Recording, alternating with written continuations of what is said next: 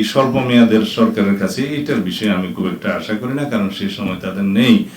যেহেতু সাইফুল ভাই জিজ্ঞেস করেছিলেন যে তাদের দায় মুক্তির বিষয়ে লন্ডনে কোনো আলোচনা হয়েছে কিনা, কারো দায় মুক্তির বিষয়ে আমাদের কোনো আলোচনার প্রসঙ্গ ছিল না। উপদেষ্টা পরিষদ গঠিত হয়েছে, ইন্টারিম গভর্নমেন্ট, কনস্টিটিউশনাল লেজিটিমেসি আছে, আর্টিকেল 106 অনুসারে সুপ্রিম কোর্টের অ্যাডভাইজারি রুল অনুসারে তারা গঠিত হয়েছে। অন্তর্বর্তীকালীন সরকারের প্রধান উপদেষ্টা এবং উপদেষ্টা মণ্ডলী, সংবিধান যেহেতু এখন চালু আছে, সাংবিধানিকভাবে এই সরকার চলছে, সংবিধান যেভাবে বলছে উপদেষ্টা গণমন্ত্রীর মর্যাদা ভোগ করবে এবং মন্ত্রীরা হওয়ার জন্য আর্টিকেল 66 অনুসারে যে সংসদ সদস্য হওয়ার সমস্ত যোগ্যতা থাকতে হয় সেটা উপদেষ্টা মণ্ডলীকে মাথায় রাখতে বলবো।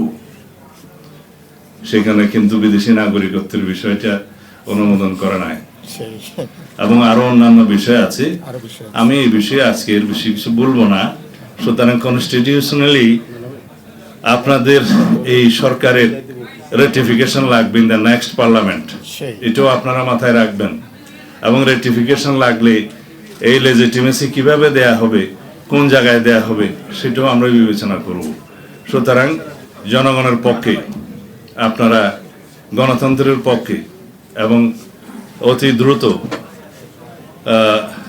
আমরা যাতে ডেমোক্রেটিক ট্রান্সফরমেশনের দিকে যেতে পারি সেরকম কার্যক্রম আপনারা নেবেন এবং সেই হিসাবে লন্ডনের আলোচনার সূত্র ধরে যে সিদ্ধান্তটা হয়েছে সেটা খুব শিগগির ইলেকশন কমিশনে যথাযথ প্রক্রিয়ায় কমিউনিকেট করবেন বলে আশা করি, যাতে ইলেকশন কমিশন জনগণের সামনে বলতে পারে যে তারা সরকারের কাছ থেকে একটা পরামর্শমূলক বা নির্দেশনামূলক মেসেজ পেয়েছে।